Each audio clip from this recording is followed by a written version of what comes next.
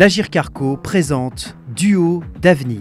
Un duo dans l'entreprise. L'alternant apprend un métier, le tuteur lui ouvre la voie. Ensemble, ils vous racontent leur histoire. Les groupes de protection sociale s'engagent en faveur de l'alternance et donnent la parole à ceux qui la vivent. Épisode 1, l'heure du choix, avec Nicolas et Julien. Je m'appelle Nicolas Galazzo, je suis à l'école à IARTSUP Paris, dans le pôle de communication et design digital. Je m'appelle Julien Parise, je suis responsable innovation, prospective et développement à la direction de la communication de l'Agir Carco et je travaille dans ce milieu depuis 12 ans et demi. L'alternance, ça arrive en fin de 3e année. On est obligé de faire une alternance en 4e année pour valider le diplôme, en 4e et en 5e année.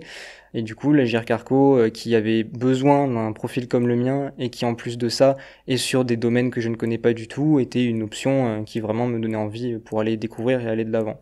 Le premier coup de téléphone avec Nicolas, c'était vraiment l'occasion de présenter à un jeune ce qu'on faisait et d'avoir un petit peu son retour sur lui, ses attentes, si ce qu'on faisait, ça pouvait l'intéresser.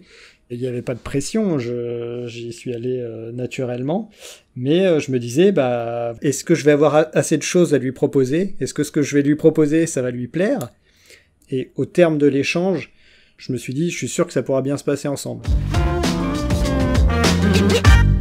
Trouver une alternance, c'est beaucoup de remise en question et de doutes, en attendant les réponses bien évidemment à nos demandes, et c'est de se savoir si en fait notre profil va convenir à quelqu'un, si cette personne va bien comprendre de quoi on est capable, s'il n'y aura pas de malentendus, si on risque pas en plus par la suite d'être délaissé, ou tout simplement de ne pas avoir des missions qui correspondent à ce pourquoi on est venu à la base.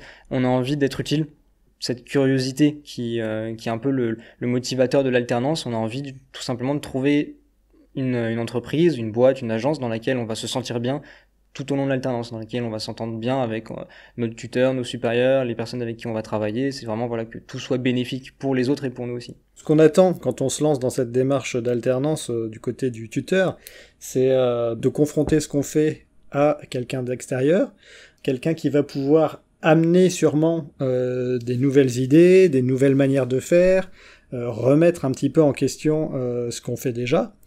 Et aussi, plus personnellement, c'est très gratifiant de pouvoir aider quelqu'un à découvrir un métier, lui donner déjà des premières pistes, des premiers éléments pour qu'il puisse se sentir bien dans ce métier et pouvoir développer ce qui lui plaît, quoi.